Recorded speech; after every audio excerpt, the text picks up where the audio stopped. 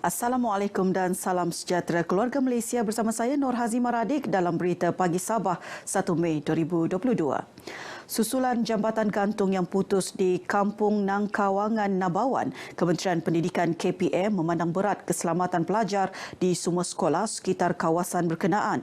Sehubungan itu, KPM melalui Jabatan Pendidikan Negeri akan membekalkan jaket keselamatan kepada pelajar, guru dan kaki tangan sekolah terlibat iaitu SK Nangkawangan, SK Binanun, SK Mamagun dan SK Pohon Batu. Kejadian ini, jambatan gantung ini adalah infra umum, awam, kemudahan awam, dan ianya tidak berada di kawasan sekolah. Dikata dia bukan tanggungjawab Kementerian Pendidikan Malaysia lah. Dan saya telah berhubung dengan Jabatan Pendidikan Negeri, dengan PPD, dengan ahli Parlimen Persidangan sendiri, bahawa beliau telah mengusahakan dan beliau telah mendapat kelulusan untuk membina sebuah jambatan gantung yang baru.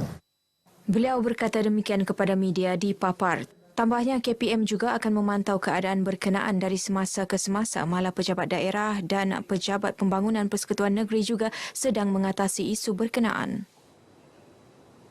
Perkembangan semasa COVID-19, jumlah kes baharu kekal stabil dengan 48 kes direkodkan semalam. Menurut kenyataan Menteri Kerajaan Tempatan dan Perumahan Datuk Seri Panglima Masidi Manjun, tren jangkitan di seluruh daerah kekal sama, iaitu kes harian turun naik dalam skala yang kecil. Semua daerah kecuali Kota Kinabalu mencatatkan kes satu angka dan 12 daerah tidak merekodkan sebarang kes. Peratusan jangkitan sporadik masih tinggi iaitu 65%. Sehubungan itu, kerajaan menyarankan agar penggunaan pelitup muka terus diamalkan seperti biasa walaupun kelonggaran diberi mulai hari ini.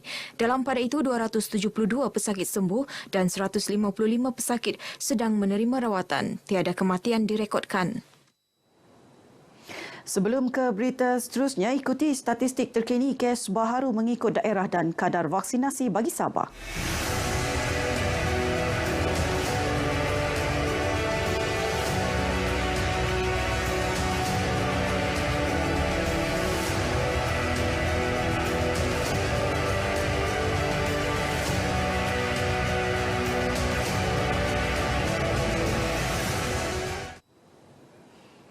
Sambutan Hari Raya Aidilfitri tahun ini memberi makna besar kepada umat Islam, terutama mereka yang berada di perantauan kerana dapat pulang ke kampung halaman setelah 2 tahun susulan penularan COVID-19.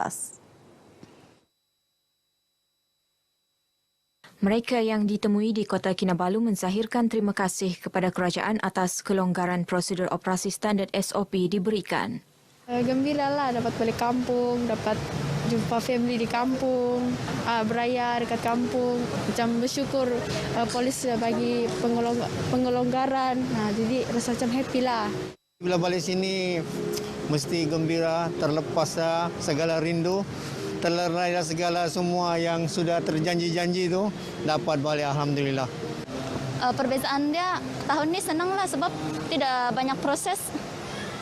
Boleh balik macam tu saja, tidak juga macam yang perlu proses mau kuarantin semua. Senang sudah. Ya mestilah gembira kan, kita gembira, bersyukur sebab dipermudahkan urusan. Tapi kepada semua masyarakat jangan lalai sebab daripada kemudahan-kemudahan kelonggaran tu di situ boleh terjadi kecuaian dan itulah kita akan tak nak perkara tu merebak. Siaran Suara Malaysia Bahasa Tagalog melabuhkan tirai siaran secara rasmi 12.30 malam tadi.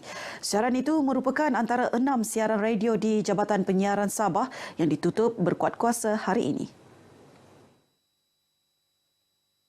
Ketua Pengarah Penyiaran Jabatan Penyiaran Malaysia, Datuk Sheikh Roslan Cik Daud menerusi kenyataan berkata, selaras dengan penutupan tersebut, Jabatan Penyiaran Malaysia merakamkan setinggi-tinggi ucapan penghargaan dan terima kasih kepada semua pendengar yang selama ini telah memberikan sokongan sepanjang 49 tahun siaran Suara Malaysia Bahasa Tagalog ke udara sejak 1973. Jabatan Penyiaran Malaysia juga amat menghargai sokongan semua pihak dan berharap hubungan baik serta kerjasama antara kedua-dua buah negara Malaysia dan Filipina kekal terjalin dan terus harmoni ibarat sebuah keluarga bersaudara. Walaupun siaran suara Malaysia bahasa Tagalog ditamatkan, namun pendengar masih boleh mendengar siaran radio RTM melalui pelbagai platform sedia ada termasuk di aplikasi RTM Click. Penduduk di Pulau Banggi Kudat kini boleh melaksana pelbagai aktiviti dengan selesa apabila Dewan Terbuka Pulau Banggi yang telah siap sepenuhnya diserahkan kepada daerah itu. Majlis penyerahan replika kunci disempurnakan. Juruterah Lembaga Pembangunan Perumahan dan Bandar LPPB Sabah, Sulaiman Liman, kepada penolong pegawai daerah kecil Banggi, Asdi alias Mohd Faizal Hussein, disaksikan Pembantu Menteri Sains Teknologi dan Inovasi, Datuk Seri Dr. Rudi Awah. Ditemui selepas majlis, Datuk Seri Dr. Rudi yang juga Adun Pitas berkata penduduk di Pulau Banggi boleh memanfaatkan sepenuhnya kemudahan dewan berkenaan seperti bersukan dan majlis keramaian. Pada saya ia satu kemudahan untuk masyarakat Banggi. Apabila mereka mengadakan aktiviti sudah pasti bahawa kemudahan dewan ini amat-amat diperlukan oleh pentadbiran daerah Banggi dan juga masyarakat Banggi. Untuk makluman, di daerah kecil Banggi ini sebenarnya dewan kita tidak pernah ada dan ini merupakan dewan satu-satunya orang bilang yang diberikan kepada kita lah. Jadi kita akan gunakan dan manfaatkan dewan ini sepenuhnya. Projek ini dimulakan pembinaannya sejak Januari 2019 dan siap sepenuhnya pada April 2020 dengan kos RM950,000. Kedatangan bulan Ramadan dan Syawal yang diraikan umat Islam berupaya menjadi wadah memupuk semangat kebersamaan rakyat berbilang bangsa, agama dan budaya di negeri ini seiring dengan konsep keluarga Malaysia. Ahli Dewan Undangan Negeri Adun Telupit Johnny Bon J. Kurum berharap masyarakat majmuk dalam kawasan Telupit juga menyahut seruan kerajaan dalam memperkasa konsep keluarga Malaysia bagi memperkukuh ikatan perpaduan. Dan inilah yang kita terapkan kepada masyarakat kita. Selaku wakil rakyat terus memberi teladan supaya menyamaikan bibit-bibit kebersamaan hidup keluarga Malaysia dalam daerah dan Dun Telupit ini yang terdiri daripada pelbagai kaum.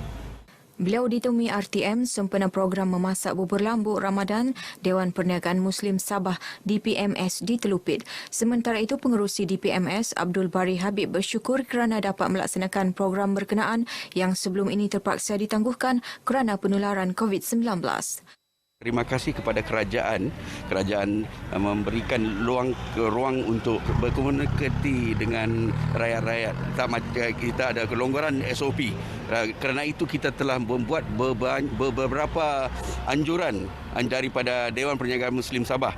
Sempena Ramadan tahun ini, DPMS mengagihkan hampir 3,000 bungkus bubur lambuk kepada masyarakat sekitar Kota Kinabalu, Sandakan dan Telupit.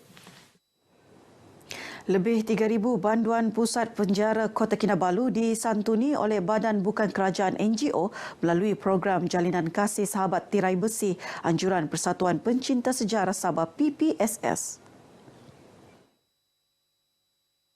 Program dilaksana dengan kerjasama Perbadanan Baitul Mal Negeri Sabah dengan menyumbangkan makanan kering berjumlah RM5,000.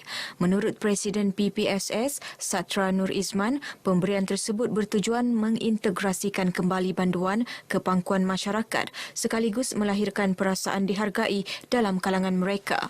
Kita merasakan golongan seperti ini banyak disisihkan dan juga di mana ramai yang terlepas pandang pada golongan seperti inilah. Kali ini persatuan kami cuba untuk menyantuni mereka. Kita ingin membantu mereka ni supaya mereka tidak rasa tersisih lah. Supaya diorang tidak merasa diorang ni dianggap macam sampah masyarakat lah. Biasalah setiap orang tu ada buat silap kan. Mereka berkata demikian kepada RTM selepas program Jalinan Kasih Sahabat Tirai Besi di Penjara Pusat Kota Kinabalu. Keberkatan bersedekah terus dimanfaatkan pelbagai pihak dengan memberi sumbangan kepada golongan memerlukan. Di Tamparuli, lebih 50 ketua isi rumah KIR di Kampung Samba dan hampir 600 asnaf menerima sumbangan bakul makanan, buku Yasin dan duit raya dalam majlis santunan kasih Ramadan di Masjid Baitul Tenggilan.